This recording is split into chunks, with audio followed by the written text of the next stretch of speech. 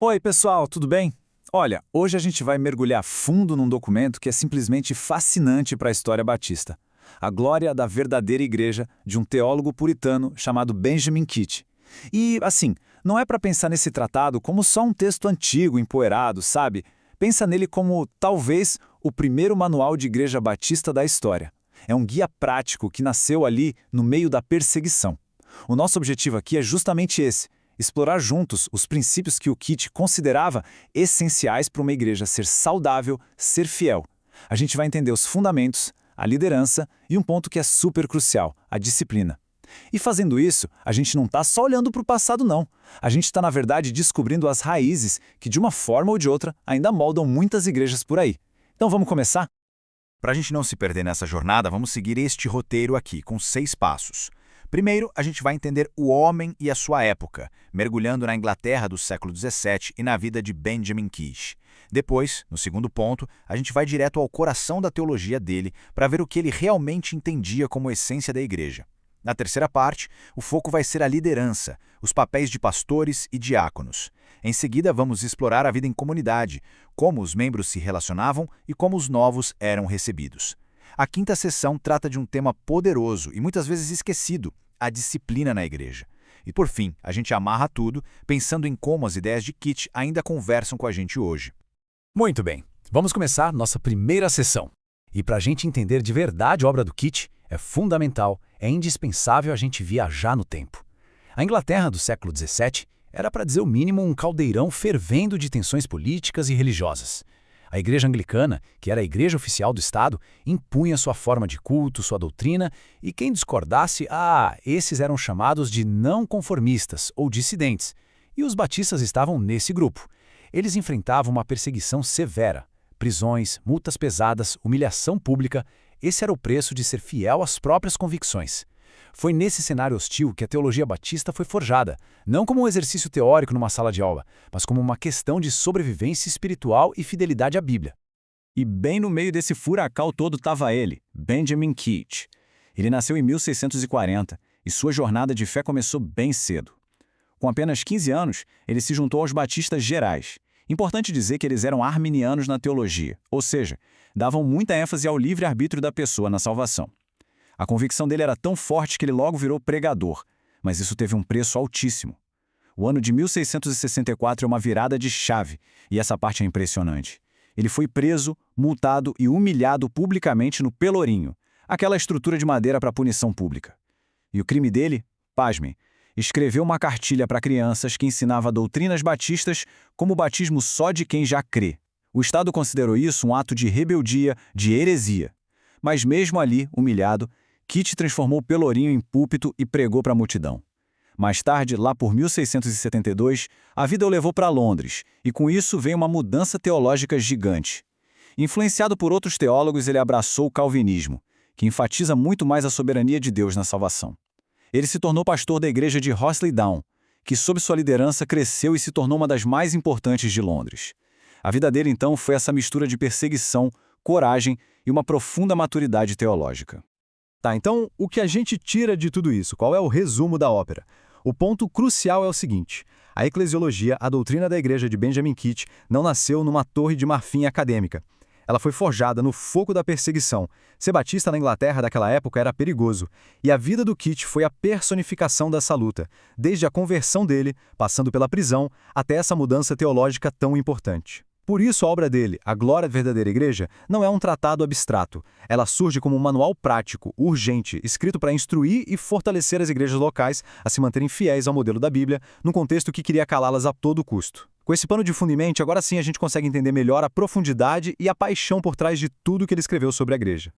Isso nos leva direto para o coração da eclesiologia de Kitt. Afinal, como é que ele definiu uma igreja de verdade? Para explicar isso, o Kitt usa uma analogia muito poderosa. Ele compara a igreja a um edifício, a uma casa. E ele diz: toda casa ou edifício consiste tanto de matéria quanto de forma. Para ele, a igreja de Cristo, a casa do Deus vivo, não é diferente. Mas o que ele quer dizer com matéria e forma? Bom, a matéria são os materiais de construção, ou seja, as pessoas que fazem parte da igreja. A forma é o jeito como esses materiais são unidos, a estrutura que os liga. E para o Kitt, tanto um quanto o outro tinham que seguir rigorosamente o padrão do Novo Testamento, e não as invenções dos homens. Agora, o que é realmente interessante nessa definição é a especificidade dele sobre a matéria. Dê uma olhada na citação aqui. A matéria da igreja, para Keach, não é qualquer um que nasce num país cristão ou que foi batizado quando era bebê. A matéria são pedras que vivem. Esse conceito era radical para a época dele. Ele argumentava que a igreja é feita exclusivamente por crentes regenerados, pessoas que passaram por uma conversão de verdade. Antes de serem aceitos como membros, eles precisavam declarar à igreja o que Deus fez por suas almas. Ou seja, tinham que dar um testemunho que fizesse sentido e mostrar provas de uma vida transformada. Isso era uma ruptura total com o modelo da Igreja da Inglaterra, onde ser membro era quase um direito de nascença. Keach insistia numa igreja de crentes professos, uma comunidade visível de santos. Ok, então temos as pedras que vivem. Mas como é que elas se juntam para formar a casa? É aí que entra a forma. Se a matéria são as pessoas convertidas, a forma é o que faz delas uma igreja local. E para Keach, essa forma é um pacto. Um compromisso solene e voluntário. Vejam os passos. Primeiro, esses crentes que já foram batizados se entregam ao Senhor. Depois, em segundo lugar, eles se entregam uns aos outros, por consentimento mútuo. Isso não é uma associação casual, como um clube, mas um compromisso profundo. Eles concordam em caminhar juntos, em se submeter ao cuidado e à disciplina uns dos outros, e a cumprir todos os deveres que a vida em comunidade exige. A igreja, portanto, não é uma instituição à qual se pertence de forma passiva. É um corpo vivo, relacional, ao qual se adere ativamente por meio de um pacto. Então, qual é a planta baixa da igreja que o Keach está desenhando para a gente? Ela é elegantemente simples, mas profundamente radical para sua época. A matéria da igreja é sua membresia regenerada, as pedras que vivem. A forma é o pacto solene, essa união voluntária desses crentes que se comprometem uns com os outros. Juntos, esses dois princípios estabelecem a base para a autonomia da igreja local.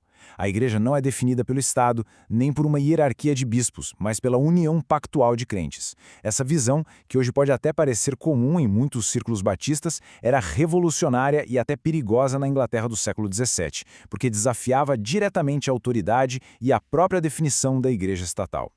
Certo, a igreja está formada com as pessoas certas, que é a matéria, e com o compromisso certo, que é a forma. E agora, qual o próximo passo? Para Keach, era a escolha dos seus líderes. Ele argumenta que uma igreja constituída deve imediatamente escolher para si um pastor e diáconos. Ele é muito claro ao dizer que não vê na Bíblia outros cargos permanentes além desses dois. Vamos então dar uma olhada de perto no que ele esperava de cada um desses líderes. Para o Keach, o trabalho do pastor, que ele também chama de bispo ou presbítero, era o coração da igreja. A primeira função, claro, é pregar e alimentar o rebanho com a palavra de Deus, mas o trabalho dele ia muito além do púlpito. É ele quem administra as ordenanças, o batismo e a ceia. Ele tem o dever de visitar seu povo, de conhecer as lutas de cada um, de apoiar os fracos. A oração constante pela igreja é uma responsabilidade central. E, acima de tudo, ele precisa ser um exemplo em tudo. Na fala, no amor, na fé. A vida dele deve ser o selo do seu ministério. É um chamado imenso, com muitas facetas. E do lado do pastor, quem serve? Os diáconos. Keach define o ofício dos diáconos de um jeito muito prático, como o ministério de servir às mesas. Ele identifica 3 mesas principais que estão sob a supervisão deles. A primeira é a mesa do Senhor, o que significa que eles são responsáveis por providenciar os elementos para a ceia do Senhor, o pão e o vinho. A segunda é a mesa do ministro, que envolve administrar o sustento financeiro do pastor, garantindo que a igreja cuide daquele que se dedica em tempo integral ao ministério. E a terceira, que é de vital importância, é a mesa dos pobres. Os diáconos devem cuidar dos membros da congregação que estão passando por necessidade, garantindo que ninguém seja deixado para trás. É, portanto, um ofício de serviço prático, de misericórdia, essencial para o bom funcionamento e para o testemunho da igreja. O que a gente vê aqui, então, é um modelo de liderança bíblico simples e funcional, né? Keach foca em apenas 2 ofícios permanentes: pastores, que são responsáveis pela liderança espiritual e pelo ensino, e os diáconos, que executam o ministério de serviço prático. O pastor é o guia espiritual, o diácono é o servo prático. Não tem uma hierarquia complicada, mas uma estrutura com papéis bem distintos e que se complementam, onde a liderança espiritual e a de serviço trabalham em harmonia para o bem-estar de toda a congregação. Beleza, já temos a estrutura, a liderança. Mas e o dia a dia? Como é que essa igreja funcionava na prática? É isso que a gente vai ver agora. E é aqui que aquela ideia de pacto se torna algo real, palpável. Ser membro não era só aparecer nos cultos de domingo, era viver um conjunto de deveres e responsabilidades. Vamos ver quais eram as responsabilidades dos membros com os seus líderes e depois como alguém podia se juntar a essa comunidade tão comprometida. A relação com o pastor era uma via de mão dupla. Kit lista deveres bem diretos e específicos. O primeiro, orar por ele. Kit chegava a ser irônico. Ele perguntava algo como: as pessoas oram pelo pão de cada dia, mas não orariam por aquele que lhes parte o pão da vida? Segundo, eles deviam estimá-lo e respeitá-lo profundamente. Terceiro, se submeter ao seu ensino bíblico. Quarto, e esse é um ponto importante, defender o pastor de acusações injustas. Quinto, garantir o seu sustento financeiro, que Kit via como um direito, não como caridade. E, por fim, permanecer leal a ele, principalmente nos momentos de dificuldade. Era um compromisso ativo de cuidado e de apoio mútuo. Se a vida lá dentro era tão comprometida, como é que alguém entrava para essa comunidade? O processo de recepção de novos membros, como o Kit descreve, era extremamente criterioso, pensado justamente para proteger a integridade da igreja. Primeiro, o candidato tinha que fazer um relato pessoal da sua fé, explicando a obra da graça de Deus na sua vida. Segundo, a igreja fazia uma investigação sobre a vida e a conduta dessa pessoa para garantir que o testemunho dela era coerente com a profissão de fé. Terceiro, a admissão não era uma decisão só do pastor, dependia do consenso da congregação. A maioria dos membros precisava estar satisfeita. E, finalmente, uma vez aprovado, o candidato era formalmente acolhido quando o pastor, em nome de toda a igreja, estendia a mão direita da comunhão, um símbolo de aceitação e de parceria no evangelho. A gente começa a ver um padrão aqui, né? A vida na igreja do Kit era definida por uma cultura de altíssima responsabilidade. A relação entre pastor e rebanho era baseada em deveres mútuos de cuidado. A membresia não era algo casual, era um processo sério para proteger a integridade de todos, e as decisões mais importantes, como aceitar um novo membro, envolviam a igreja toda, reforçando que ali ninguém era um mero espectador. Era, de fato, uma comunidade de participantes ativos e muito comprometidos. E agora a gente chega num dos temas mais cruciais para o Kiaushi e, vamos ser sinceros, talvez um dos mais espinhosos para nós hoje em dia, a disciplina na igreja. Para ele, uma igreja sem disciplina logo perde sua beleza. Ele não via isso como uma forma de punição, mas como uma marca essencial de uma igreja verdadeira. Era um processo de amor, com um propósito muito claro: restaurar quem errou, proteger a comunidade e, acima de tudo, honrar o nome de Cristo. Beleza, mas quem é que exerce essa disciplina? O pastor sozinho? Não. Kit é muito claro. A autoridade final para a disciplina, o que ele chama de poder das chaves, não está na mão do pastor, mas na própria congregação. Ele cita Mateus 18, versículo 17, onde Jesus diz: se ele se recusar a ouvir também a igreja. Para ofensas particulares entre membros, Kit insiste que o processo bíblico de Mateus 18 deve ser seguido à risca. Primeiro, um confronto privado, 1 a 1. O objetivo é ganhar o irmão de volta. Se isso não funcionar, o próximo passo é levar 1 ou 2 testemunhas. Só se o membro se recusar a ouvir as testemunhas é que o assunto deve ser levado a toda a igreja. E somente como último recurso, se a pessoa se recusar a ouvir a igreja, aí sim ela deve ser excluída. É um processo gradual, pensado para reconciliação, não para uma condenação apressada. E o Kit vai além, ele detalha diferentes níveis de disciplina dependendo da gravidade da ofensa. A primeira forma é a admoestação. Isso é um esforço para convencer alguém de um erro, e era aplicada a comportamentos como fofoca ou preguiça. Se a admoestação fosse ignorada, a igreja deveria passar para o afastamento. Isso significa que os membros deveriam se retirar da companhia daquele irmão desordenado, não tratando como um inimigo, mas como um alerta sério. A forma mais severa de todas é a exclusão ou excomunhão.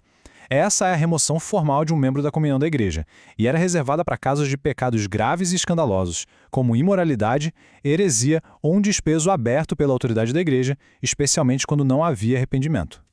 Fica muito claro, portanto, que a disciplina eclesiástica não era um detalhe opcional.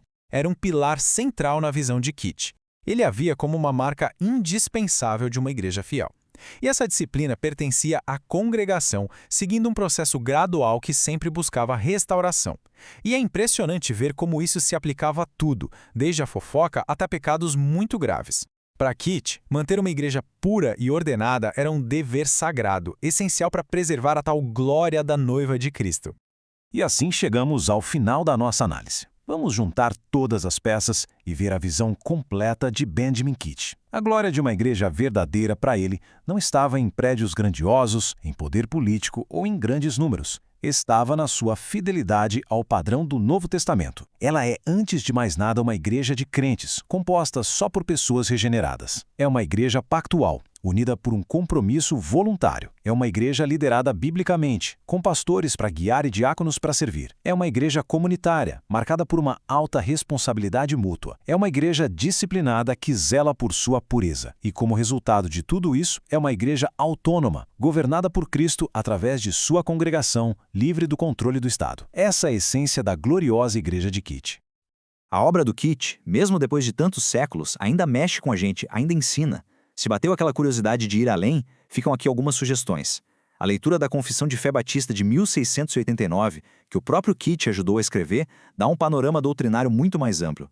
As obras de John Owen, outro gigante da época, também são um diálogo fascinante com ele. E um exercício que seria muito interessante, pegar o manual ou a constituição de uma igreja batista brasileira hoje e comparar. O que será que permaneceu dos princípios de Kitch? O que mudou? Fica aí a dica. E para a gente fechar de vez, ficam aqui algumas questões para reflexão para levar para casa. Numa era de tanto individualismo e de uma abordagem muitas vezes de consumidor da religião, o que esse conceito de uma igreja de crentes unida por um pacto de alta responsabilidade tem a nos dizer? E qual é ou qual deveria ser o lugar da disciplina eclesiástica nas igrejas brasileiras hoje? É uma prática esquecida, temida ou que está sendo redescoberta? E por fim, será que o modelo simples de liderança de Kitch com pastores e diáconos ainda é funcional e suficiente para as complexidades das igrejas e dos tantos ministérios que temos no século XXI? São perguntas que nos convidam a levar o legado de Kitch a sério, não como uma relíquia do passado, mas como um espelho para avaliar o nosso presente. Agradeço muito a atenção de todos